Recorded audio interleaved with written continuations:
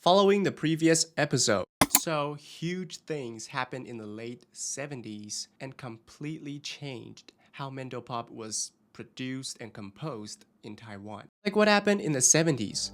In 1971, Taiwan was kicked out of the United Nations. 1978, the US broke off diplomatic relations with Taiwan. All of a sudden, Taiwan was boycotted by the world. This was a time when people started to unite and speak for themselves. Also, students and few musicians became annoyed by singers not being true in a song, and singers singing little cute love songs like 90% of the time. In this atmosphere, a music style with a form from lower class people talking to the upper class people took shape in Taiwan, which was campus folk song. On one hand, people started to sing what they actually feel in real life. On the other hand, it was so much easier. A guitar could make up a song compared to requiring a full jazz band to write a song. In 1975, a student named Yang Xian performed a series of self-written songs in the National Taiwan University. He combined simple but beautiful chords with lyrics ripped off from famous poems. This was the trigger to Taiwan entering the folk music era. People started to sing their own song, and the platform for that was actually set up by the two biggest record companies at that time, Xinge Record Company and Haishan Record Company.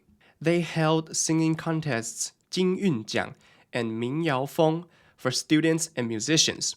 The winners were rewarded the opportunity to release their own record. From 1975 to 1982, folk music flourished in Taiwan and nurtured dozens of great singers and producers. Kind of like what Qun Xinhui did in 1962, right?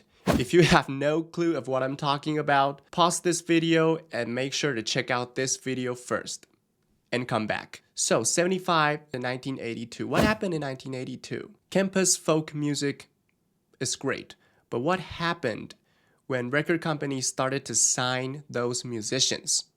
That's right. These companies started deciding what song to write and sing for those singers for the sake of money and profit. And thus, the single most important element in folk music, sing our own song, was ruined. With the cancellation of two major television programs, 金韵奖 and 民谣风, plus an important musician came into the scene, folk music began to decline in popularity around 1982-83. Before we move on, let's appreciate songs released in the folk music era. First, 民歌手, written by Yang Xian. Remember? The student who performed in NTU in 1975. 给我一张坑坑的吉他，一件锋利飘飘的长发。 Next, 牵挂, released in 1981. 牵挂的是红着眼的你，放心不下也是爱哭的你。 The last song is 美丽岛, one of my all-time favorite folk music, released in 1979. By the way, this song was one of those songs that were banned by the government at that time. 他们一再重复的叮咛，不要忘记。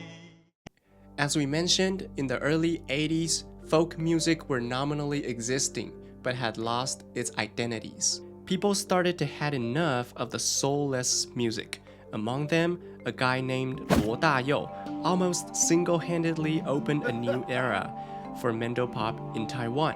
Approaching 1980, Taiwan's economy grew rapidly, with a 10-year economic development plan and the increasing advancement of the electronic industry, leading many people to migrate to urban areas. Among them, Taipei became the center of Taiwan's economic development. In this context, nostalgia, homesickness, and childhood became the main theme in Mandopop lyrics. Additionally, with the decline of folk music, Luo Dayou's songs became the common voice of the people of this era. He changed the structure of Chinese music scene with rock music and his unique creative style. The two songs that I enjoyed the most was 鹿港小镇 and 知乎者也. One talks about homesickness, the other talks about a lot of things, including dissing campus folk music and traditional Chinese custom. 台北不是我的家，我的家乡没有霓虹灯。鹿港的街道，鹿港的渔村，妈祖庙的烧香。 His voice was so unique. You know, I can picture myself living in the 80s and be so caught up in his voice and his music. Beside rock and Luo Dayou, a female singer named Su Rui brought soul into Mandopop. It was so groundbreaking that I would say completely changed how we approach Mandopop music. If you are a Chinese watching this video, you can definitely hear the difference between this song and songs we talked about in the two previous videos. If you really want me to explain, it was like songs before the late 70s and 80s were more dignified, like singing in Chinese in a way that you don't talk like that. But what Su Rui did is to bring humanity into her voice, so sing in the way you talk, you know. Anyway, the song I recommend is 知否.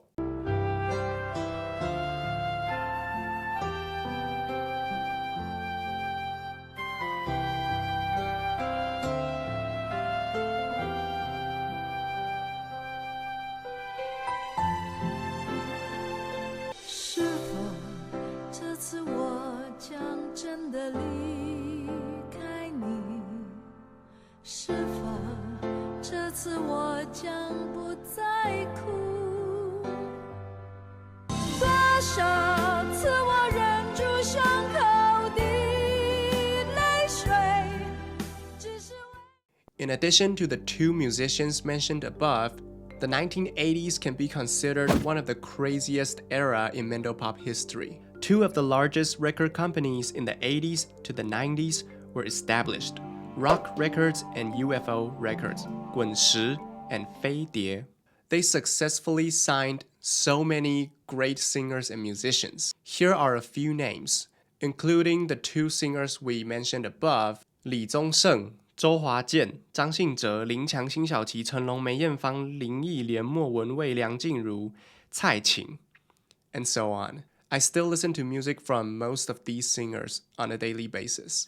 It'll literally take a full video talking about those singers and musicians, so I'm not gonna discuss all that in this video. If you are interested in them, hit the like button and let me know. In 1987, Taiwan had lifted 38 years of martial law, becoming more open to other countries, and music and art can finally shine without reservation. As a result, starting from the late 80s, the 5 top record companies in the world had established a presence in Taiwan. In addition to Rolling Stone, record companies have begun to emerge like crazy. At the same time, many Mandarin songs from Hong Kong have been introduced, and even singers who returned from the United States are slowly starting to make their mark in Taiwan. You can hear a variety of sounds, new sources, new arrangements, new singers, and new styles. So I want to introduce 3 songs that best represent the voice of this era. Obviously, it's ridiculous if you think that 3 songs could represent a whole era of Mandopop music, full of different music styles. So, if you want a full list of my top 20 90s Mandopop music, comment 9020 down below and let me know. Over 20 comments, I'll leave a link right down below. Alright, first of all, a song 青苹果乐园 by 小虎队. 小虎队 was a band formed in 1988, aimed to copy the success of a Japanese idol boy band. This song is really interesting. Take a listen. 周末午夜别太快，快到苹果乐园来，欢迎流浪的小孩，不要在里发发呆，一起大声呼喊，向寂寞午夜说拜拜。音乐、星光，样样都浪漫，烦恼、忧愁都与我无关。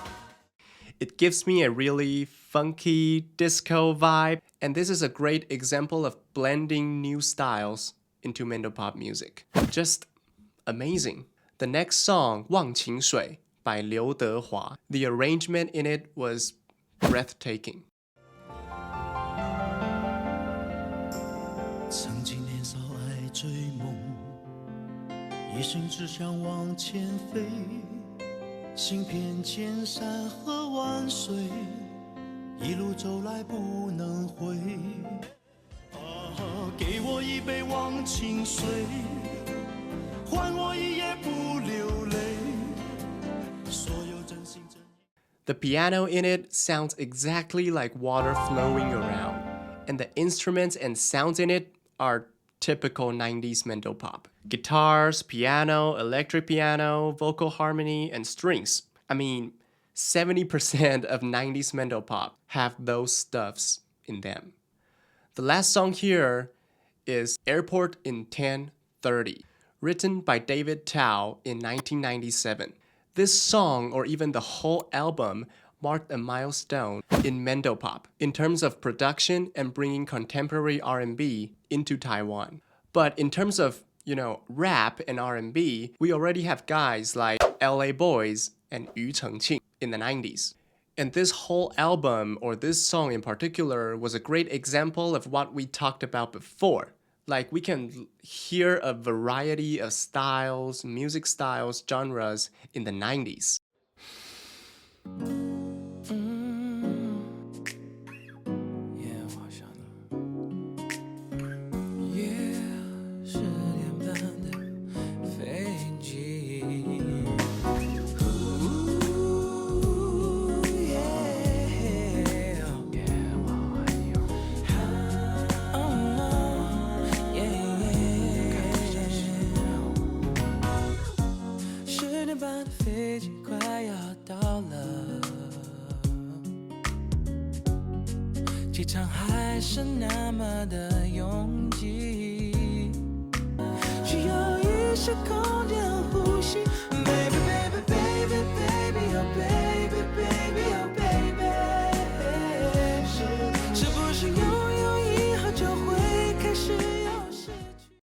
Moving on to the 2000s, a household name, Jay Chou, came into the picture.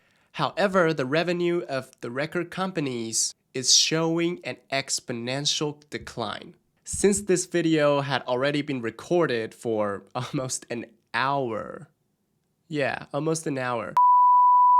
Let me explain the rest of Mandopop history in another full video.